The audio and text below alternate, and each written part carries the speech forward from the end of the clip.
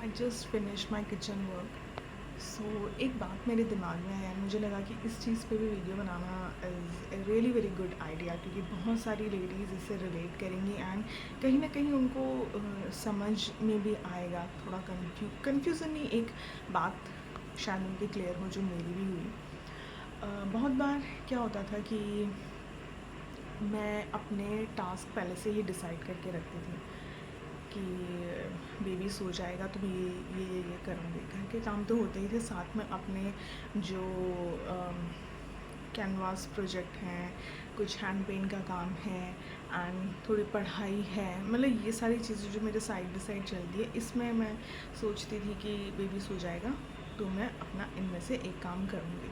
मैंने दोनों काम को टाइम दिया था, एक चीज़ मैं रात में करती थी और एक चीज़ मैं जैसे दिन में बेबी सो गया तो उस टाइम पे करती थी।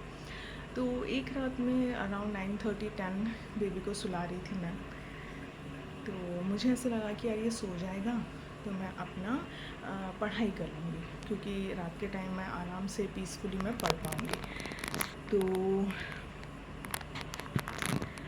बेबी को मैं सुला रही थी, दिमाग में मेरा यही प्लान था कि मैं पढ़ूँगी।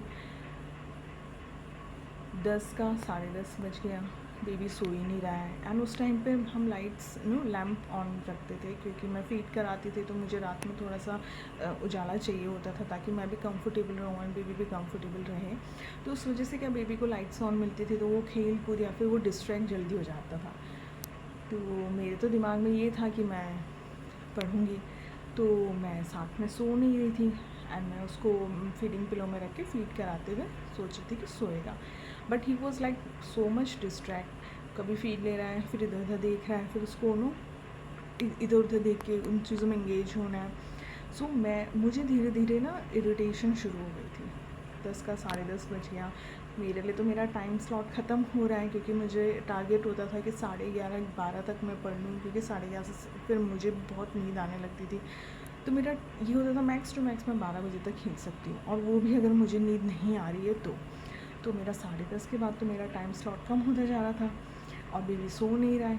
तो मुझे ऐसे हो गया कि यार ये सो क्यों नहीं रहा है। मुझे इतनी इरिटेशन होने लगी कि I was so much irritated कि मैं को ना ऐसा लगा तो मैं क्या करूँ, ये सो क्यों नहीं रहा है। फिर मुझे एकदम से एक चीज़ क्लिक हुई कि यार ये तो छोटा बच्चा है, इसके लिए कुछ भी अभी मतलब इसकी अंडरस्टैंडिंग तो हम समझ ही नहीं सकते हैं, पर हम अपनी तो समझ सकते हैं। मैंने अपने दिमाग में एक प्लान बना के रखा हुआ है कि ये सोएगा तब मैं वो चीज़ करूँगी।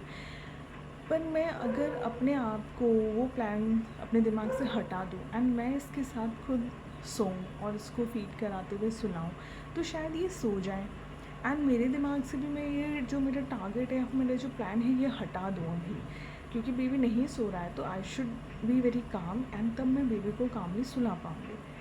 एंड मैंने सोचा चलो प्लान हटाओ, अब 10:30 हो ही गया है, छोड़ो। मैं खुद बेबी के साथ सोई एंड बेबी को फीड कराते हुए सुलाया एंड बेबी सच में सो गया एंड धीरे धीरे मैं भी फिर सो गई, क्योंकि आप एक कंफर्टेबल पोजीशन में आते हो तो फिर आपको भी नींद आने लगती है। तो मुझे एक चीज़ तब रियलाइज़ हुई कि यार हम अपने दिमाग में जब बहुत सारे प्लान बना के रखते हैं ना, बच्चों का कुछ नहीं पता होता। बच्चों का चाहे हम बोलते हैं एक रूटीन सेट हो चुका है, but to be very frank बच्चों का रूटीन वो कभी भी चेंज कर सकते हैं। मेरा बेबी 9 बजे कभी जब सुबह उठता है तो फिर वो 12:30 बजे सोएगा वापस से, एंड जब वो 7-8 बजे अगर सोता है तो उसको फिर 10:30-11 बजे सोना होता है। तो वो बेबी के प्लान के अकॉर्डिंग मेरा पूरा दिन चलता है।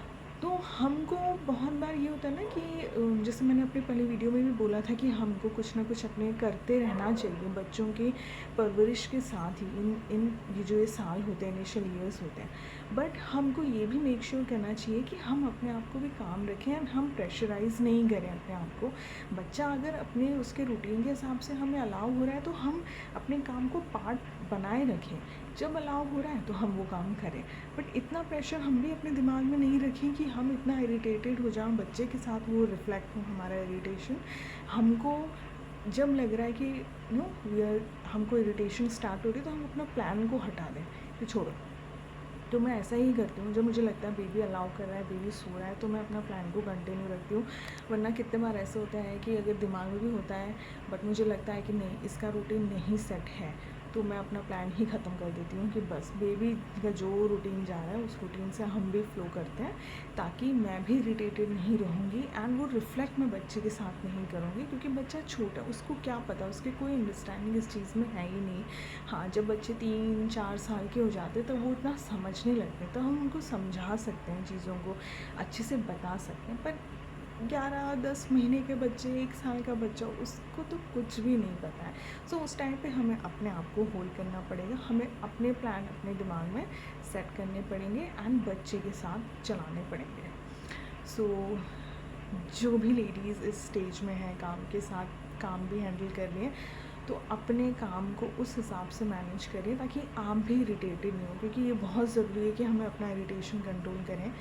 क्योंकि वो इरिटेशन के साथ ना या बहुत हार्मोन्स भी फ्लक्चुएट होते हैं, आपके बच्चे के साथ बॉन्ड भी आपका वो थोड़े टाइम के लिए डिस्टर्ब होता है, क्योंकि आप इरिटेट उसके साथ हो रहे हैं, बच्चा भी डिस्टर्ब होता है एंड खुद को भी वो गिल्ट होता है।